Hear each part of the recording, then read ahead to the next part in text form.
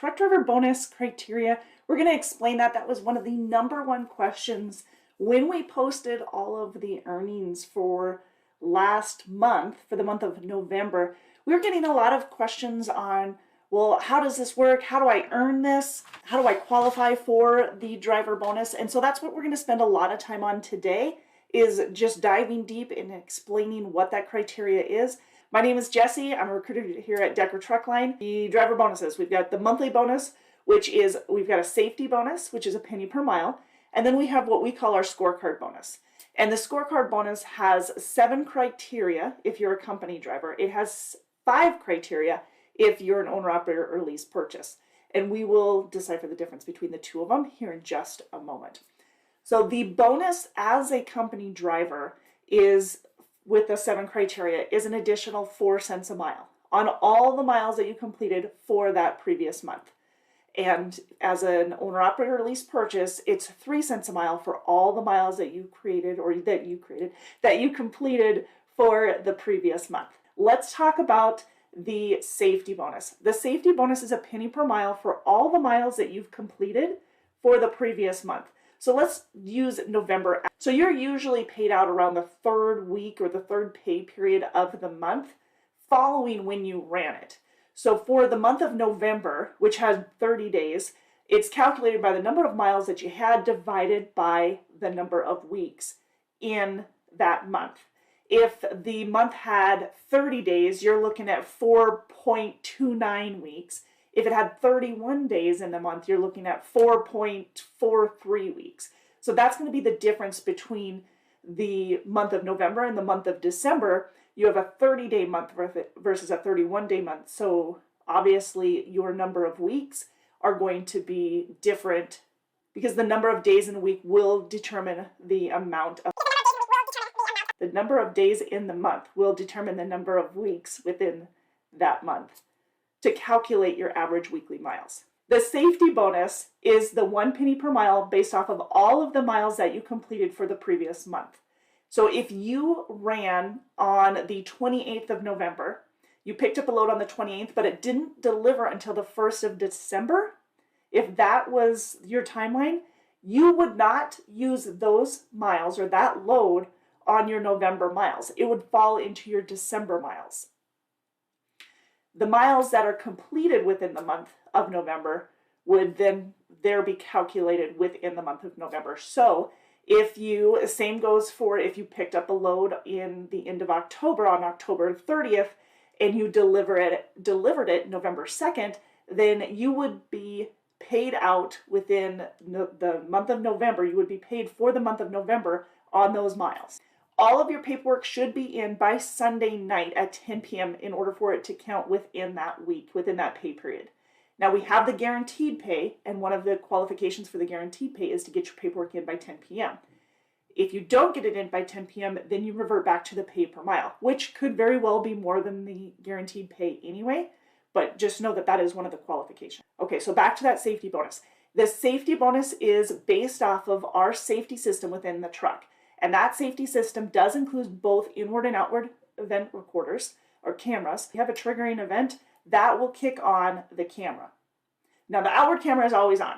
The inward is only kicked on during a critical event. If your points are 20 points or below, you will get an additional penny per mile on all of the miles that you completed for that previous month. So lease purchase and owner operator, we don't take into account the idle time or the fuel compliance for the owner-operator and lease purchase when it comes to earning your scorecard bonus.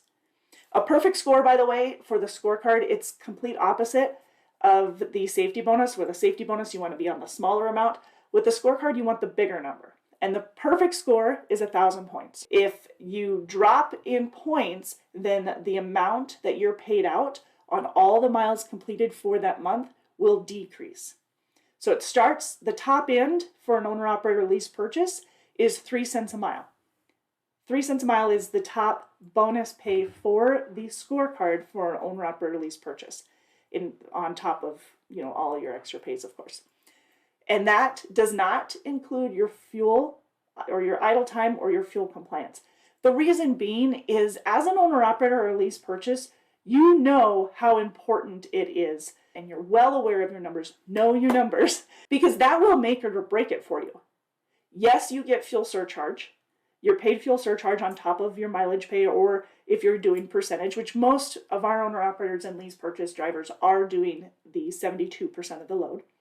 So you're getting that fuel surcharge on top of that, but you're also getting that extra cents per mile. But the thing is if you don't know your numbers, if you don't know what your idle time is, or if you don't know what your fuel mileage is, or if you're not aware of where you should be fueling and where you shouldn't be, you're not taking into consideration the fuel compliance or the fuel routing, then you're probably losing money.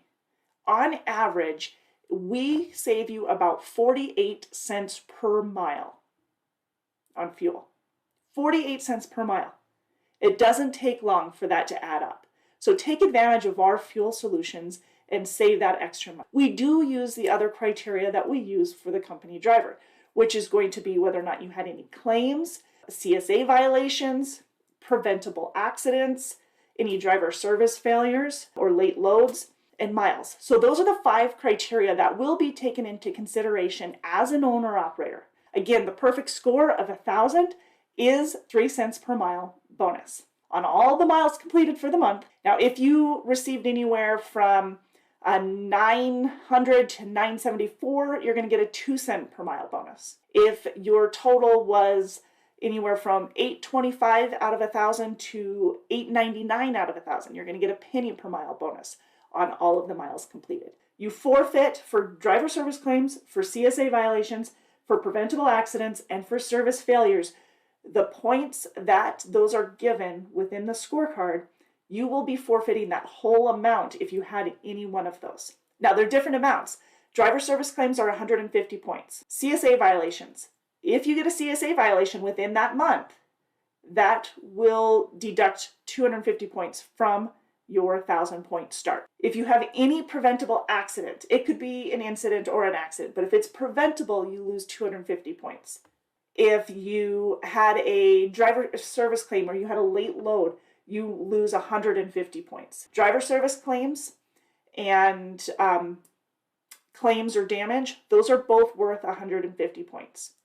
CSA violations and preventable accidents, those are worth 250 points. Now, the miles are going to be a little bit different depending on the division that you're running. The amount of miles you run has a different point average.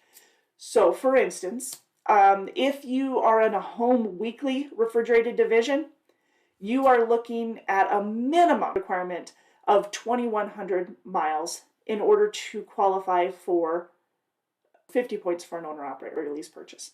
So you get 50 points as an owner-operator lease purchase if you run at minimum 2,100 miles per week average. Now remember, the average that your average is based off of the number of miles that you run divided by the number of weeks in that month.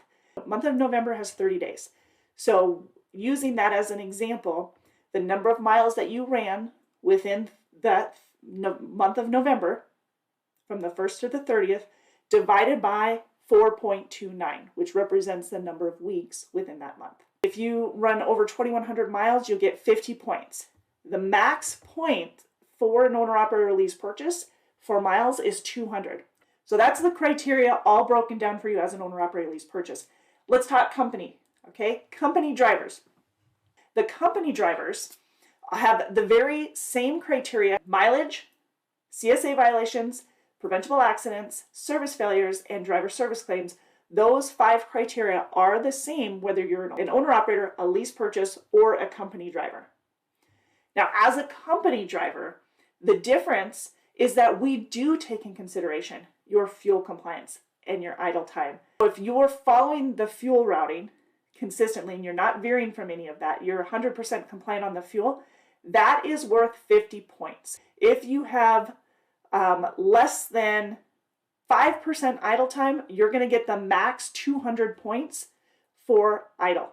The bonus does go in tiers. So say you were compliant with your fuel for the most part, but maybe you were only 90% compliant, then you're going to be losing about 10 points on that, which would, instead of being the full 4 cents a mile as a company driver, for your scorecard, you'll get 3 cents a mile as a company driver for your scorecard, because you'll bump down from the perfect score of 1,000 down to 990, which would then bring you to the 3 cents per mile instead of the 4 cents per mile. Those are basic criteria for our truck driver bonus.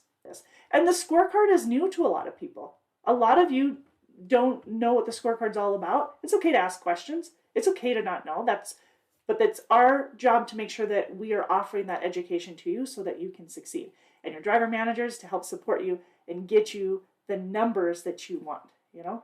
Win-win all the way around.